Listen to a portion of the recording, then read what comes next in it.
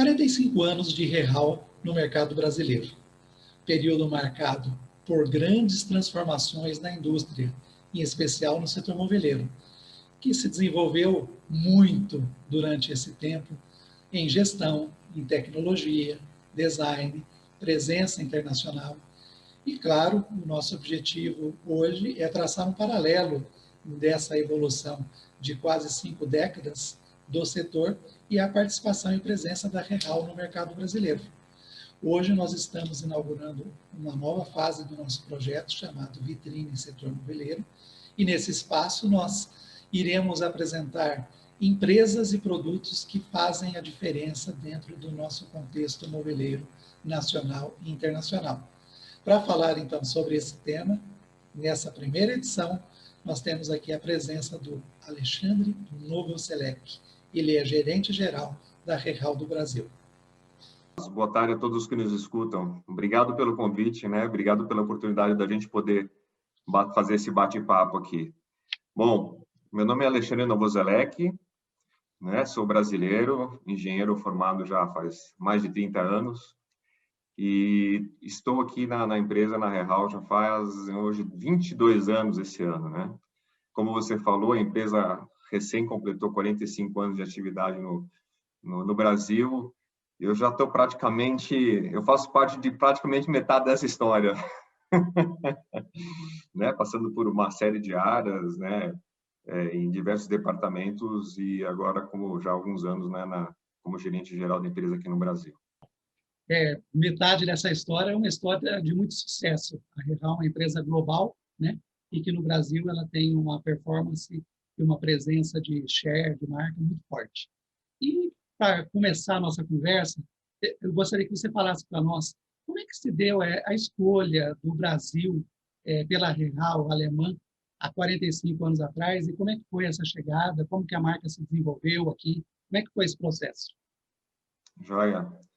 Então, Carlos, quando a empresa veio para o Brasil, né, há 45 anos atrás, o foco do negócio aqui, o início do negócio, ele se deu, inclusive, no segmento automotivo. Ele não se deu no segmento moveleiro. Foi tratativas, né, feitas na Europa de iniciar fornecimentos para algumas montadoras de veículos aqui no Brasil. Então, quando a empresa veio, a primeira vez ela se instalou ainda na região de Diadema, né, naquela região de Diadema, onde tinha, na época, várias montadoras muito fortes. Então, o principal negócio da empresa, quando ela foi fundada, era voltado para a área automotiva. E claro que a coisa foi evoluindo, se evoluiu bastante e sempre voltado, né, para o que a gente fala transformação de polímeros, né?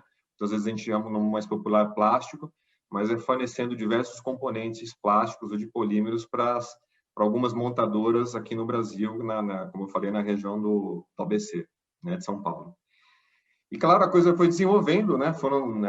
Da parte automotiva se desenvolveu para uma área também da área industrial, se desenvolveu para a área moveleira.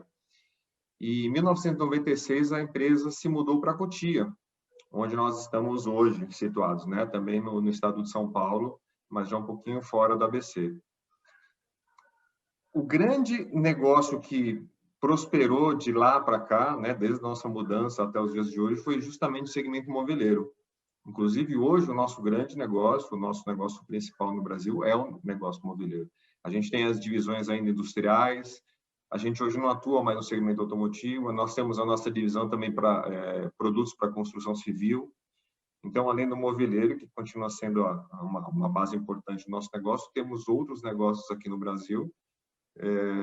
E continua, né? É interessante, continua em plena expansão. É uma coisa que está sempre se transformando, né? Aquela coisa que não para, sempre agregando alguma coisa nova, trazendo novas tecnologias, trazendo novas ideias, novos produtos, novos mercados. É uma coisa bem dinâmica e bem gostosa, né? Dá gosto, né? Quando a gente trabalha com uma dinâmica e com essas coisas novas que vêm, né? Novidades, novas ideias e também não só que vem, mas criando, né? Ajudando a criar o mercado, melhorando os mercados que a gente trabalha, trazendo soluções e tentando aprimorar e desenvolver também esses mercados, né? Acho que isso é muito importante num pouco do que faz parte da nossa história aqui no Brasil. E você falou que você tem 22 anos de Real. Nesse período dos 22 anos, o que mais te marcou na trajetória da empresa até na sua própria performance profissional dentro da... Cara, essa é uma pergunta bem difícil, que 22 anos é muito tempo e a gente começa a esquecer as coisas do comecinho, ou a gente acaba lembrando do comecinho, o meio acaba meio que apagando, a gente acaba lembrando do agora, e o agora a gente está sempre pensando no futuro. Então, é sempre aquela coisa, é muito tempo, então eu ficava confundido. Mas é assim, o que eu gosto, não é questão nem de momentos especiais, mas é todo esse tempo mesmo que a empresa se transformou muito, né, nesses 22 anos que eu estou trabalhando. Então, eu posso falar que quando eu entrei era uma empresa ainda de menor porte, hoje é uma empresa com uma quantidade de funcionários, um porte muito maior, muito mais tecnologia, uma empresa que é muito mais focada no mercado, é uma empresa que está presente no Brasil inteiro, mais que Brasil, todas as Américas, né, com produtos que a gente consegue fornecer para praticamente todo o continente americano. Então, eu vou te falar, é difícil escolher um momento, né? Porque você tem aqueles momentos tensos, né? Os momentos dramáticos, quando você precisa resolver alguma coisa urgente. Você tem aqueles momentos de alegria, quando você comemora aquela tecnologia nova que você trouxe, aquela solução que você apresenta para o mercado. Então, eu vou te falar, né? No final das contas, acho que todo esse processo de 22 anos, pensando quando eu comecei o que era, lógico, eu comecei na época com uma outra área, né, na área automotiva também, quando eu comecei como gerente da área de mercado automotivo, hoje como gerente geral. Então, é difícil destacar alguma coisa, mas acho que toda a trajetória teve aí teve os seus momentos muito felizes, né? Muito felizes e também muito drama, né? muito momento de aperto, né? Aliás, como tudo no Brasil, né? A gente está sempre assim. Está Muito sempre andando drama meio que um momento muito bom, um momento triste, vai, melhora, piora, e é isso que a gente tem que saber fazer, né? Se adaptar a cada momento e saber tirar o melhor de cada momento, né? muito drama e muitas transformações que passou o Brasil e o próprio mundo. É isso aí. Nas últimas décadas, por exemplo, houve uma inversão da matriz de influência econômica do mundo que estava centralizada nos Estados Unidos, na antiga União Soviética, depois passou para a União Europeia, houve o crescimento, o surgimento do nada da China, e chegou no patamar que chegou, e o próprio Brasil e a América Latina também, nesse período, mudou a sua configuração e a sua conotação da forma como ela é vista pelo próprio mundo, né? Qual que é a tua visão do papel da América Latina e do Brasil nesse novo cenário, nesse novo contexto mundial que está sendo escrito e reordenado? Eu vou te falar, como a gente falou, é sempre um sobe e desce muito forte, então você tem momentos que você fala, né, que a gente realmente, você tem um momento de uma percepção que a coisa é muito melhor, às vezes pior, porque a gente realmente tem todas as estabilidades, seja do ponto de vista econômico, político, ou social, você tem muito, né, isso. Mas eu vou te falar, assim, né, do ponto de vista, talvez um pouquinho mais focado no segmento que a gente trabalha, né, no segmento que a gente trabalha. Sem dúvida, o segmento moveleiro evoluiu demais nesses últimos 22 anos. A gente percebe por tudo, por processos, pelas indústrias, pelos equipamentos, pelos insumos, por como é trabalhado o mercado, sem dúvida, teve uma evolução importantíssima de 22 anos para cá, né? E eu diria para melhor, né? E para melhor. É incomparável, né? A gente lembra os tipos de móveis, a velocidade, qualidade, as dificuldades, recursos. Foi um salto, assim, muito forte, muito forte. Acho que é uma coisa que não tem como eu falar quando lá no comecinho, quando você visitava talvez uma fábrica, ou, né, seja de componentes ou mesmo uma fábrica, um fabricante, o que você viu de evolução em termos de tudo, tecnologia, sistema, assim, é outro mundo. Eu ainda acho que a gente pode evoluir mais, tá? Se a gente pensar talvez no que existe hoje lá fora, e inclusive o que a gente está trabalhando, que a gente pode até discutir um pouquinho. Ainda tem espaço para melhorar, mas sem dúvida, a evolução foi fantástica de 20 anos para cá. Né? Isso me chama muita atenção pelo próprio papel que a Real exerceu durante esse período, né? Como que você identifica que a sua empresa tem colaborado para esse fortalecimento da indústria moveleira? Fala mais para nós sobre que tipo de solução a Real oferece e ofereceu e evoluiu nesse período na indústria Sim, moveleira do Brasil. sim. vamos lá, quando a gente talvez pensa em fita de borda, né, a gente talvez tende a simplificar um pouquinho, né, a questão de fita de borda, e a gente sabe que a fita de borda ela é vamos falar assim, é um complemento muito importante para o painel, né, para o painel que no final das contas é um dos componentes principais de todo o mobiliário hoje, né, em todo lugar que você vê o painel e você vê a fita de borda acompanhando. Então, toda a evolução em termos de design de produto, em qualidade de produto, disponibilidade de produto, tecnologia de fabricação de produto, teve uma evolução muito forte. Outra coisa que a gente entende que a gente ajudou bastante, não só o que a gente faz, mas o que a gente tenta ensinar ao nosso mercado e como a gente trabalha os nossos clientes a fazer. Quer dizer, como treinar para aplicar o produto, como o cliente aplica, que tipo de equipamento que usa, treinamentos. Tudo isso, assim, eu entendo que a gente colaborou muito e continua colaborando, e espera continuar colaborando sempre, um trabalho muito próximo, de novo, né, com os fabricantes também de chapa, com os clientes, com os fabricantes de máquinas, para poder tirar o melhor, porque, no final das contas, qual que é o objetivo? Você veja seu móvel com acabamento e com a cor que fique perfeito, né? Você quer lá aquele acabamento ideal, aquele acabamento dos sonhos, aquele design dos seus sonhos, é isso que você quer. E é isso que a gente vem trabalhando, e é isso que eu comentei há pouco tempo atrás, que a gente entende que teve uma evolução muito forte de 20 anos para cá. Então, é isso que eu acho que a gente tem colaborado bastante, tá? Trazer mais tecnologia, trazer um serviço melhor, trazer um atendimento melhor e trazer uma satisfação melhor para o cliente final. E o cliente também nosso, que seria a parte indústria, né? O cliente final e os clientes que a gente atende diretamente, que são tanto os industriais como através das distribuidoras, os marceneiros, né? Então, é um trabalho que a gente faz e a gente entende que é nossa missão fazer, né? Faz parte da nossa cultura, faz parte do nosso DNA fazer esse produto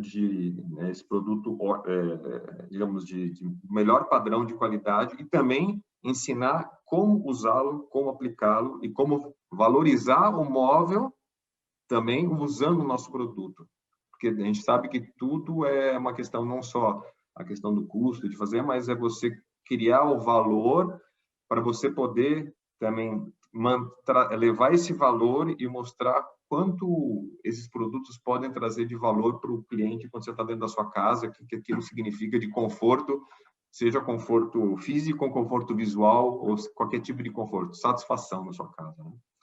Então, acho que é um pouquinho disso que a gente conseguiu colaborar. E comentando um pouquinho de futuro, né, Carlos? Acho que você perguntou o que tem, né? Tem bastante coisa, né? A gente sabe que, como eu comentei, a gente ainda tem bastante coisa para fazer, tem várias tecnologias novas agora já em discussão, algumas que já são um pouquinho mais comuns em outros países. A gente, né, já tratou isso várias vezes aqui no Brasil, a tal da fita digital com laser, né, que você aplica laser, que te dá um acabamento muito melhor, quer dizer, já é uma coisa que mais ou menos já bem estabelecida em outros países, aqui ainda engatinha, mas é uma coisa que a gente já está, do ponto de vista real, uma coisa que já está bem desenvolvida e bem estabelecida. E aquilo que a gente entende, como eu te falei, né, a parte de serviço.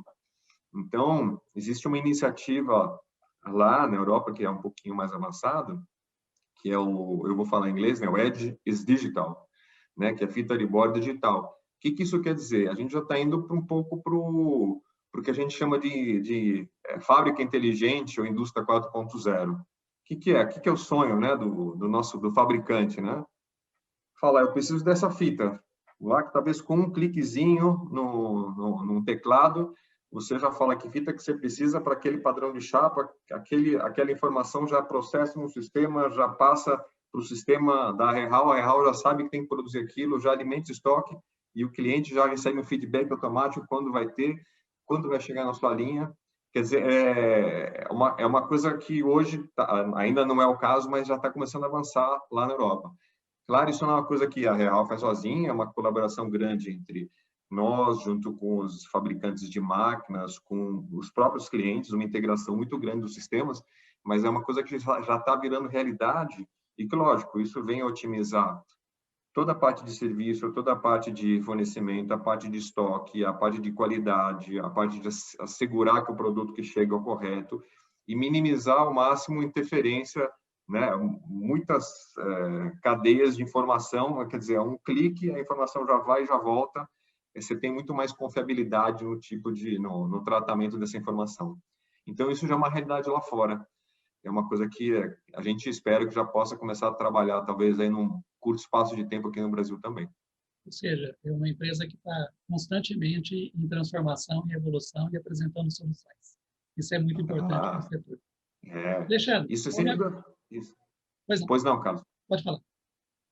Isso é o que a gente fala muito da parte do ponto de vista de tecnologia, mas lógico que a gente sabe que o mundo também está mudando um pouco, né, do ponto de vista de o que a gente está fazendo aqui, né, essa reunião digital. Então, cada vez mais importante também, sabe, são as mídias sociais, redes sociais. Então, também a gente está tentando fazer um trabalho muito mais focado ali, porque hoje a gente sabe que tudo se mexe por aí, né? Tudo que acontece, as coisas acontecem, as coisas são divulgadas, as coisas aparecem via rede social, via mídia social. Então, também a gente está com um trabalho interessante, que a gente chama na área digital, para poder também é isso mesmo, né? Instruir, mostrar o que existe, mostrar que tipo de produto está disponível, como usar e ficar mais próximo também do cliente e também do nosso cliente final.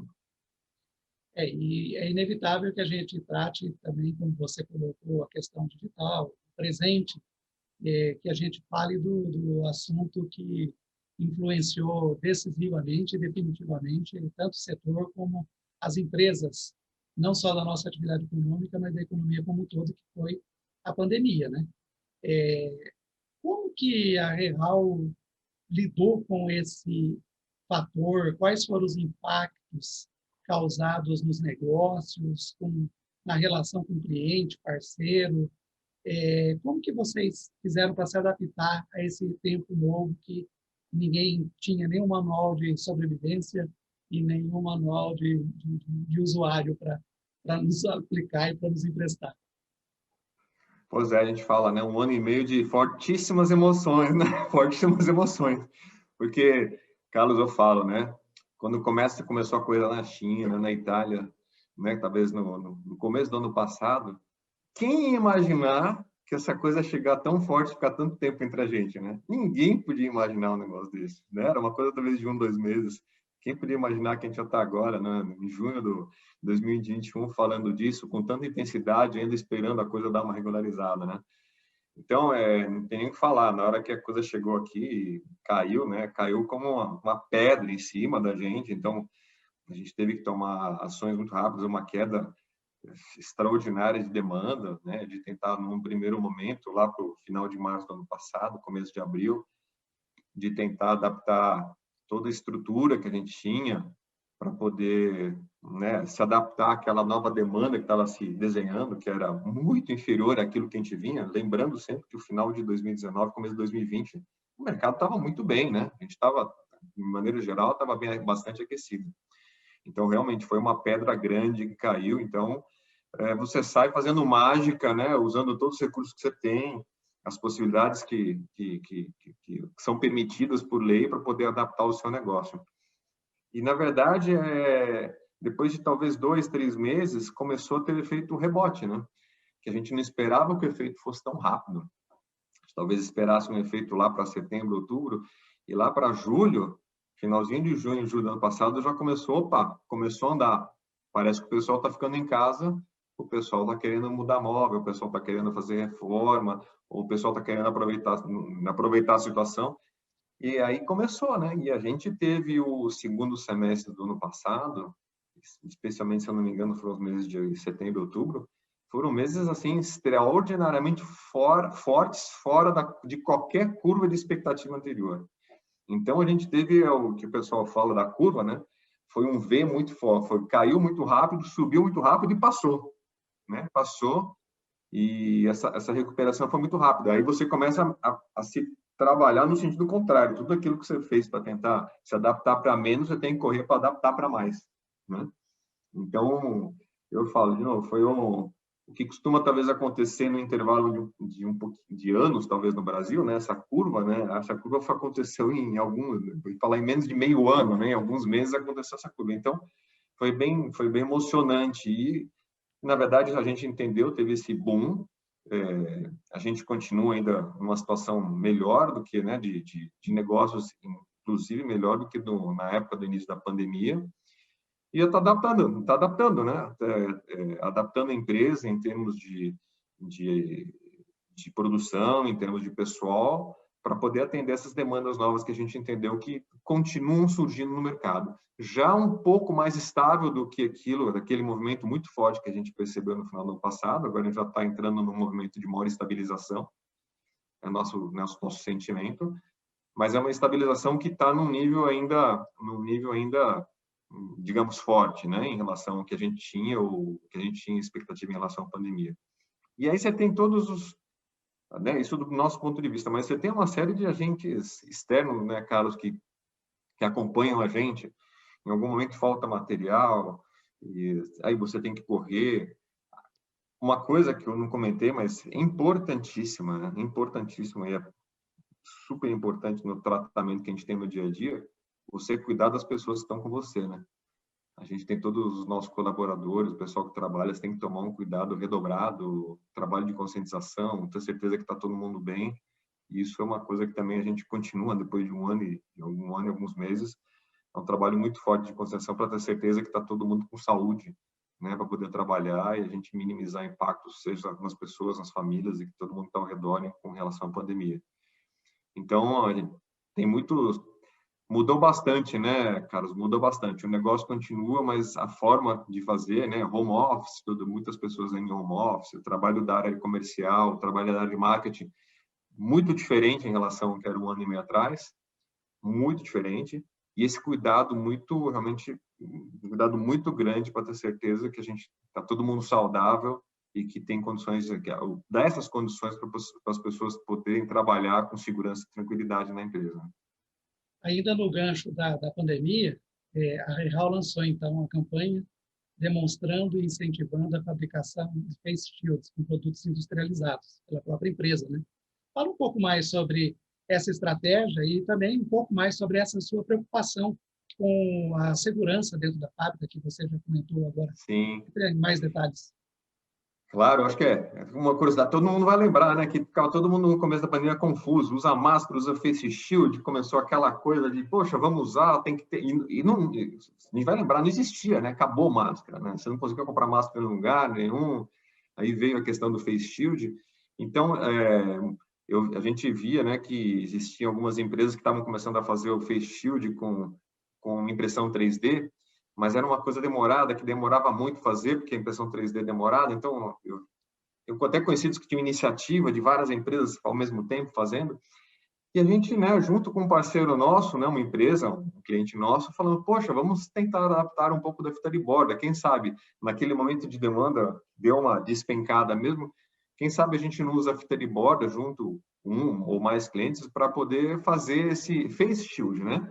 Então, a gente lançou essa iniciativa assim, né, que ficou uma peça muito fácil de fazer, com um custo super interessante, e muito fácil de fazer, fácil de transportar, e deu muito certo, né? Deu muito certo, e a gente começou a promover esse produto, e inclusive não só promover, mas a gente disponibilizou na época vídeos tutoriais de como fazer, porque o nosso interesse era assim, espalhar o máximo que desse informação. Para quê? Para que todo mundo, né, no Brasil inteiro, onde estivesse, pudesse ter uma opção de um negócio talvez alternativo, até para compensar aquela falta digamos, do mercado tradicional. Então, achei que foi uma iniciativa, não, né, nem só, mas assim, a solução que foi feita, né, de novo, em conjunto com o cliente, e a possibilidade de a gente espalhar isso para poder atingir a maior quantidade de pessoas possíveis, né? Então, foi uma iniciativa bem legal mesmo, a gente gostou bastante. Depois, voltou o mercado ao topo, a gente já começou a ter que focar mesmo na fita de borda de novo para o móvel, né? Porque senão a gente ia começar a se enrolar aí, né? Por falar na fábrica do Brasil, todos os produtos que são vendidos no mercado latino-americano são fabricados aqui no Brasil. Como é que funciona essa atuação de vocês junto às demais unidades do grupo, mesmo com relação à matéria-prima, comercialização, estratégia? A gente sabe que cada mercado tem uma lógica própria, mas, por outro lado, a tua empresa é uma empresa global, né? Como funciona isso no dia a dia? Sim, como a gente falou no comecinho, né, Carlos? A gente é o polo de exportação de fita de borda para toda a América Latina aqui no Brasil. Então, grande parte, não vou dizer que exclusivamente, mas a maior parte de todas as fitas que são também comercializadas pela nossa empresa fora do Brasil, elas têm como base de fabricação a nossa fábrica aqui em Cotia. Nós temos escritórios de venda em vários países. Então, nós temos na Colômbia, na Argentina, no Peru, no Chile, e lá real tem estruturas de venda própria, né? Então, lá, todo o trabalho de mercado é feito lá. Nós somos a base de exportação para a nossa empresa nesses países, né? E o que significa isso? Lógico, muitas vezes você fala, o que acontece nesses países? O produto, no final das contas, ele, em termos dimensionais, em termos de características técnicas, são muito parecidos. Mas o que muda, sim, são os designs, né? Você tem outras coleções de chapa, você talvez tenha outras espessuras. Então, a gente também tem todo um desenvolvimento aqui no Brasil voltado para poder atender também os designs e as necessidades dos clientes desses países, né? Então, a base aqui, de novo, a base de produção, a base de desenvolvimento, ela é toda aqui no Brasil para todos esses países na América Latina. Até México, acho que eu acabei não comentando, mas temos México, Panamá, com escritórios de venda próprios. Nós enviamos o material para a nossa unidade lá e eles fazem a distribuição nesses países, né? Interessante. Eu tenho uma curiosidade de entender se é possível a gente comparar, traçar um paralelo entre o desempenho da nossa indústria brasileira, do setor, com o comportamento na Europa durante a pandemia, né? Já que você tem uma visão global, eu acho que seria interessante você dar essa contribuição de avaliação para nós. Sim, sim. Caso é interessante, né, que a situação, a gente sabe que a Europa, em relação à pandemia, eles estavam lá 1, 2 meses na frente, né? Então, o comportamento, no final das contas, em relação à pandemia, não foi muito diferente, sabe? Lá também, depois de um certo tempo de pandemia, onde se esperava uma redução, também teve um rebote e voltamos a patamares também melhores, inclusive, do que antes da pandemia. E hoje os patamares continuam altos também. Então, foi interessante que a gente meio que foi um refluxo. O que aconteceu aqui também aconteceu uma situação muito similar também na Europa, né? Também, volto a falar, também lá não é esperado, né? Não é uma coisa que era difícil de antever aqui e lá não foi. E a gente vendo aqui, a mesma coisa aconteceu antes da pandemia. Na pandemia a gente olhava para lá e falava, não vai acontecer, aqui vai ser diferente. E não foi. E o pós, em relação ao nosso segmento, né? Eu estou falando mais em relação ao segmento nosso, né, moveleiro? Lá também teve uma alta rápida e forte. E a gente falou, será que vai... E a gente fica na dúvida, será que vai acontecer a mesma coisa aqui? Aconteceu. Nós seguimos ali mais ou menos a lição aprendida dos nossos colegas da Europa, né? E hoje, né, do mesmo jeito que aqui, estamos lá, também está bem, aqui está bem, né, uma estabilidade, mas num patamar já voltando em níveis pré-pandemia, a situação é muito similar nesses dois continentes, né? E voltando, né, eu estendo isso até a América do Sul, tá? Na América do Sul, inclusive, não só Europa, pensando em América do Sul, pensando na América Latina, a situação também ela é mais ou menos similar em todos esses países que a gente está um pouco mais próximo, né? E aí, eu, como produtor de conteúdo, não posso deixar de te perguntar, né? Está no meu DNA. Como é que você interpreta esse momento que a gente vive? É um momento de aquecimento, estabilização, recuperação do setor, ou uma outra opção que nenhuma dessas que eu acabei de citar? Carlos, eu vou te falar, a impressão que a gente está que a gente está no momento de estabilização, sabe? Né, nos últimos 3 meses, a gente está sentindo uma certa estabilização no mercado, sim. Não estamos vendo nenhuma redução, nenhum aquecimento.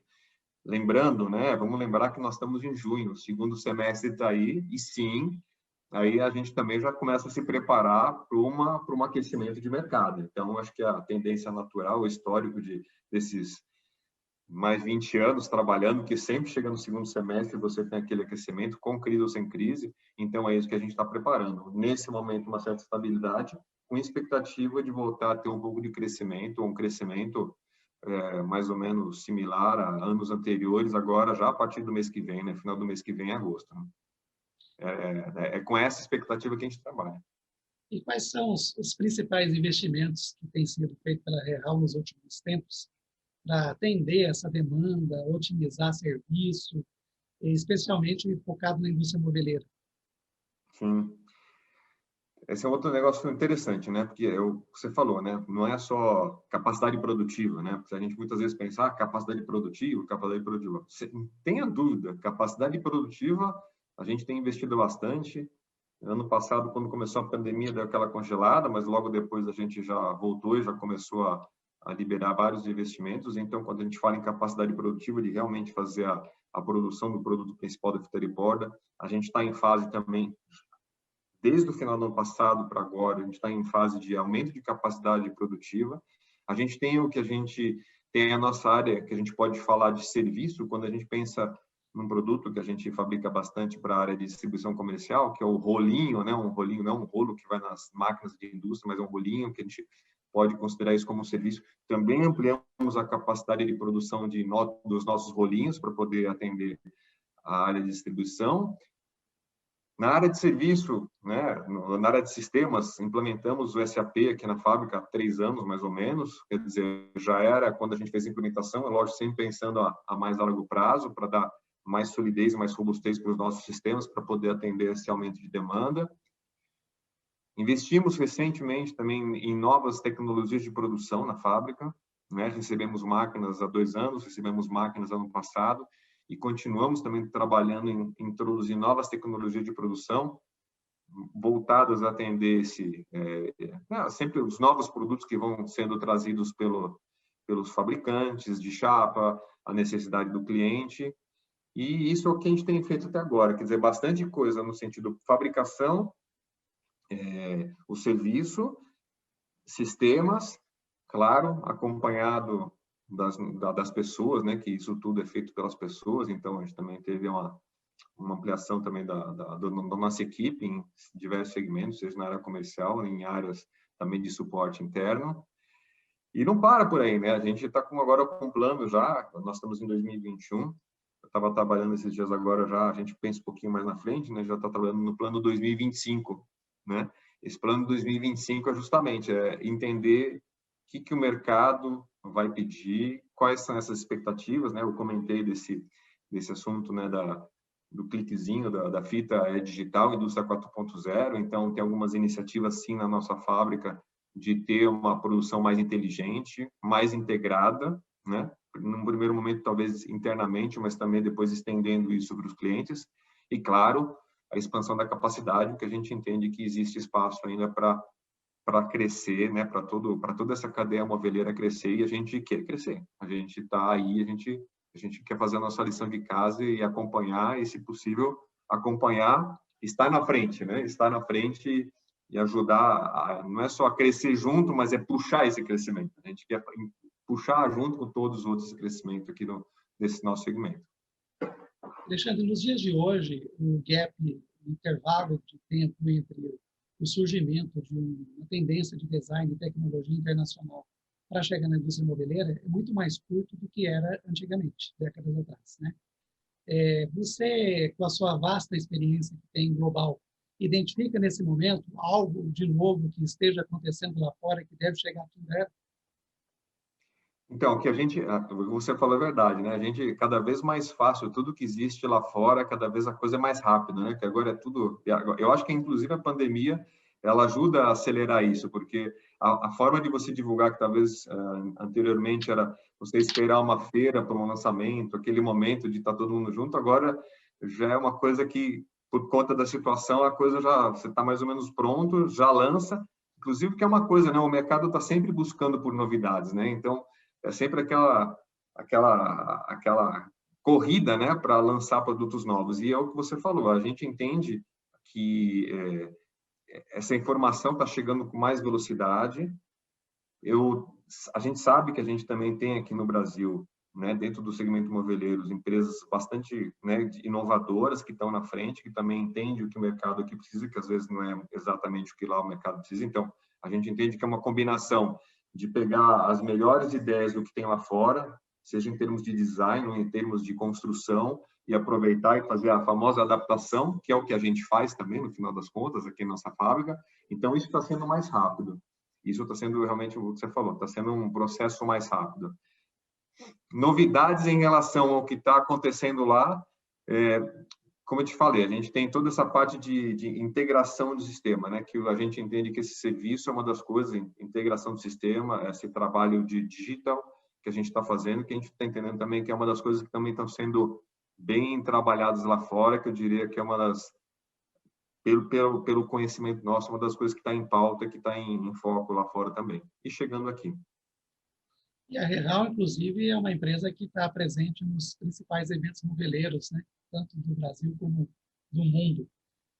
Quais são as principais estratégias da empresa nesse sentido, principalmente se a gente olhar para a feira, que foi provavelmente o segmento mais impactado da economia nessa questão da pandemia, né? Como é que a Real enxerga isso e como que ela encara os desafios daqui para frente pela sua própria participação em feiras? Rapaz, a gente está doido para participar de feira, em todos os lugares do mundo, onde aparece uma oportunidade, lógico, com os devidos cuidados, mas a gente vai lá e quer participar. Inclusive, você comentou, eu me recordo agora, teve uma feira recente lá na China, onde a Real estava participando com o stand, né? Então, já começou aos poucos, né? Na China já começou a ter esse segmento de evento, e nós já estivemos lá. Então, a expectativa nossa é que, assim que a situação permitir, a gente volte, vai voltar com tudo. É interessante que muitas vezes essa volta, né, essa volta presencial de você estar presente no espaço, poder fazer essa interação pessoal com os clientes. Vamos falar, né, Carlos? Eu sinto muitíssima falta dessa questão de estar perto, poder falar com as pessoas sem uma máscara, não precisar pedir para a pessoa repetir porque eu não entendi, porque eu não ouvi direito, né? Então essa interação, eu estou morrendo de vontade de ter, né, de fazer isso, né? Então eu acho que vai voltar sim, mas eu entendo que você vai ter talvez duas coisas paralelas, esse evento realmente pessoal, né? E vai ter ainda um evento paralelo, talvez, que se desenvolve, que é o que a gente tem feito já, todos os países têm feito, né? Desenvolver esses eventos virtuais. Então, provavelmente, o meu entendimento é que isso vai ser um mix, né? Um mix daquela coisa física de você poder, porque final das contas, o produto do que a gente fala, você tem que tocar, né? Você tem que ver, não adianta só ver na TV, né? Não, na tela, você quer ver o que está falando. Então, acho que vai ser sim, vai retomar, a Real vai querer participar, vai participar, mas eu entendo que os eventos vão ter ainda essa perninha, né? Essa perninha também virtual, para ter certeza que está atingindo todos os públicos. O público que, como eu, gosta de estar lá e falando, e aquele público que talvez prefere fazer uma coisa remota, né? Então, acho que vai ser esse é o meu entendimento de como vão funcionar as coisas nesse setor de eventos daqui para frente. Aliás, deixo aqui o meu depoimento a respeito da participação da Real em feiras internacionais, que eu, frequentador que sou dos eventos no mundo afora, sempre foi uma grata satisfação visitando os eventos, procurar o estande da Real, e mesmo sendo produtos, às vezes, fora do nosso foco, do nosso perfil, ter a oportunidade de ver o que estava sendo apresentado lá, inclusive a forma de atendimento, que é uma coisa que a gente observa bastante. E a Real, de fato, é uma empresa global, na essência da palavra. Ela está em todo lugar, desde a China, Tem que a estar, Europa, tem que estar. América, e o que é muito importante para a indústria brasileira quando ela identifica um fornecedor, né, Alexandre? Identificar uma empresa que tem essa capacidade de fazer essa leitura global e fazer a adaptação local para que haja o melhor resultado possível naquele projeto, naquele produto que está sendo desenvolvido e colocado no mercado, encurtando o tempo, otimizando os investimentos e reduzindo o tempo de payback, né, que cada produto tem. E isso, sem dúvida, a Real atende com maestria. Bom, nós estamos chegando aqui ao final da nossa entrevista, que estava muito boa, mas uma hora acaba, né? E eu gostaria de deixar aberto espaço para você fazer qualquer comentário que porventura não tenha sido perguntado, alguma coisa que você acha que mereça um esclarecimento final, ou até mesmo as suas considerações finais a respeito desse momento que nós estamos passando aqui hoje, com esse bate-papo que nós estamos tendo. A gente conversou bastante, mas é aquilo lá, consideração final, que eu acho que é um pouquinho daquilo que a gente tenta praticar no dia a dia, né? É a vontade de fazer a coisa como eu te falei, participar, não só ser um mero, como é que fala, um mero espectador, mas estar junto, né? Tentar puxar o mercado. Então, acho que voltado ao mercado moveleiro, que é o que está em pauta aqui, a gente tem a tarefa de estar sempre puxando, trazendo novidade, melhorando, fazendo com que o cliente final tenha, que eu sempre falo, né? Tem coisa melhor no mundo que você fazer aquela compra e chegar tudo do jeito que você imaginava, você realizar o seu sonho, né? Então é isso, a gente está aqui para realizar o sonho daquela pessoa que está em casa e que quer receber aquele imóvel. Essa é a nossa tarefa de todo o segmento. Eu acho que é isso que a gente tem que buscar. Melhoramos, melhoramos. Tem bastante coisa para fazer, a gente pode melhorar e fazer esse sonho virar um sonho mais legal ainda, né? E acho que é essa a mensagem. A gente tem que tá aí, trazer ideias, tecnologias, serviço, suporte e de novo, para deixar esse mercado assim o mais redondo possível e em evidência, né? Porque vamos falar, é legal quando a gente vê que o móvel ele passa a ser, né? A gente muitas vezes valoriza a cultura do carro, né? Vamos valorizar a cultura do móvel. A gente está muito mais tempo dentro do móvel da nossa casa, olhando para o armário, dentro do nosso móvel, do que dentro do carro, gente. Então, né? Vamos valorizar essa cultura. Né? Esquece o carro. Vamos pensar no nosso móvel. Né? E eu acho que é isso que a gente tem que fazer, né? Essa é uma das tarefas nossas e desenvolver isso e lógico, para você fazer isso, você precisa ter o produto do sonho do consumidor, né? Então, essa é a nossa tarefa. Ter o produto no momento, no local e do jeito que ele quer. Eu quero agradecer, então, a presença do Alexandre, agradecer a Real por ter disponibilizado o tempo dele aqui para conversar com a gente nesse momento, e agradecer especialmente você, nosso espectador, que nos dá o privilégio da sua audiência, e o meu desejo de que a gente se encontre nos nossos próximos programas nesse mesmo local e nesse mesmo espaço. Muito obrigado. Até a próxima.